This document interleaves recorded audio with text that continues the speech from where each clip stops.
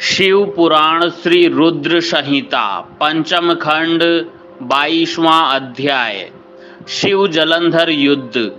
सनत कुमार जी बोले, हे महर्षि, जब युद्ध भूमि में देवसेना का प्रतिनिधित्व करने वाले सभी वीर साहसी घायल होकर पृथ्वी पर गिर पड़े, तब यह देखकर सभी शिवगण भयभीत होकर शिव की शरण में चले गए। जब भगवान शिव को युद्ध स्थल का सब समाचार मिल गया, तब वे स्वयं दैत्यराज जलंधर को सबक सिखाने के लिए युद्ध स्थल की ओर चल पड़े। अपने आराध्य भगवान शिव को युद्ध का नेतृत्व करते देखकर सभी शिवगण जो पहले डरकर भाग गए थे, पुनः लौट आए। शिवगणों ने पहले जैसे जोश के साथ युद्ध करना प्रारंभ कर दिया। भगवान शिव के रौद्र रूप को देखकर भयानक दैत्य भी भयभीत होने लगे और युद्ध छोड़कर भागने लगे। यह देखकर असुरों के स्वामी जलंधर को क्रोध आ गया। वह तीव्र गति से शिव जी की ओर दौड़ा। इस कार्य में शुंभ निशुंभ नामक सेनापतियों ने अपने स्वामी का साथ दिया। यह देखकर भगवान शिव ने प्रत्युत्तर देते हुए जलंधर के बाणों को काट दिया। वे अपने धनुष से बाणों की वर्षा करने लगे। उन्होंने कई दैत्यों को फरसे से काट दिया। बलाहक और धस्मर जैसे भयानक राक्षसों को पल भर में मार गिराया। शिव जी का वाहन बैल भी अपने सींगों के प्रहारों से सबको घायल करने लगा। तब यह देखकर जलंधर अपने सैनिकों को समझाने लगा कि वे न डरें और युद्ध करते रहें, पर दैत्य सेना भगवान शिव से युद्ध करने को तैयार ही नहीं हो रही थी। क्रोधित जलंधर उन्हें ललकारने लगा। जलंधर ने अनेकों बाण को एक साथ चलाकर उसमें भगवान शिव को बांधने का प्रयास किया, लेकिन वह सफल न हो सका। भगवान शिव ने उसके सभी बाणों को काट दिया और उसके रथ की ध्वजा को नीचे गिरा दिया। असुरराज जलंधर के सभी बाणों को काटने के पश्चात भगवान शिव ने एक बाण मारकर जलंधर को घायल कर दिया और उसके धनुष को काट दिया। यह देखकर जलंधर ने युद्ध करने के लिए गदा उठा ली। तब शिव जी ने अपने बाण से उसकी गदा के भी 2 टुकड़े कर दिए।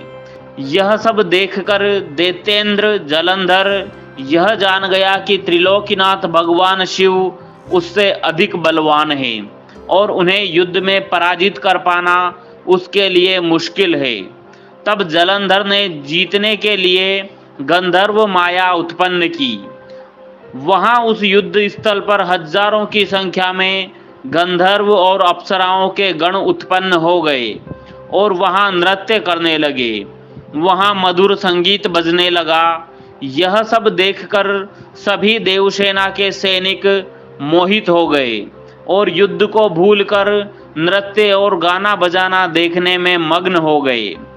इधर देवाधिदेव भगवान शिव भी गंधर्व माया से मोहित होकर नृत्य देखने लगे। जब दैत्यराज जलंधर ने देखा कि सभी देवताओं सहित देवाधिदेव भगवान शिव भी उस गंधर्व माया के द्वारा मोहित होकर अप्सराओं के नृत्यों को देख रहे हैं, तब वह वहां से चुपके से भाग खड़ा हुआ। असुरराज जलंधर त्रिलोकीनाथ भगवान शिव का रूप धारण कर बैल पर बैठकर देवी पार्वती के पास कैलाश पर्वत पर पहुंचा। वहां कैलाश पर देवी पार्वती अपनी सखियों के साथ व्यस्त थी। जब उन्होंने अपने पति भगवान शिव को आता देखा, तब उन्होंने अपनी सखियों को वहां से भेज दिया और स्वयं भगवान शिव के समीप आ गई। देवी पार्वती के अप्रतिम सौंदर्य को देखकर जलंधर का मन विचलित हो उठा और वह उन्हें अपलक निहारने लगा।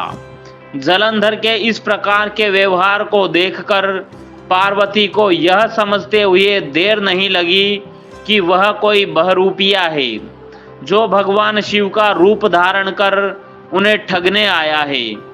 यह विचार मन में आते ही देवी पार्वती वहां से अंतर्धान हो गई। तब वे एक अन्य स्थान पर पहुंची और उन्होंने भगवान श्री हरि विष्णु का स्मरण करके उन्हें वहां बुलाया। विष्णु जी ने वहां पहुंचकर देवी को नमस्कार किया और उनसे प्रश्न किया कि क्या आप जलंधर के इस कार्य को जानते हैं? देवी पार्वती के इस प्रश्न को सुनकर श्री हरि विष्णु ने हाथ जोड़ लिए और बोले, हे माता, आपकी क्या आज्ञा है? मैं उस दुष्ट को किस प्रकार दंड दूं? तब देवी ने कहा कि आप जो उचित समझें वह करें। तब श्री हरि विष्णु जलंधर को छलने के लिए उसके नगर की ओर चल दिए। यह अध्याय यहीं समाप्त होता है। अगला अध्याय सुनने के लिए हमारे चैनल को सब्सक्राइब करना ना भूलें। धन्यवाद। ओम नमः शिवाय।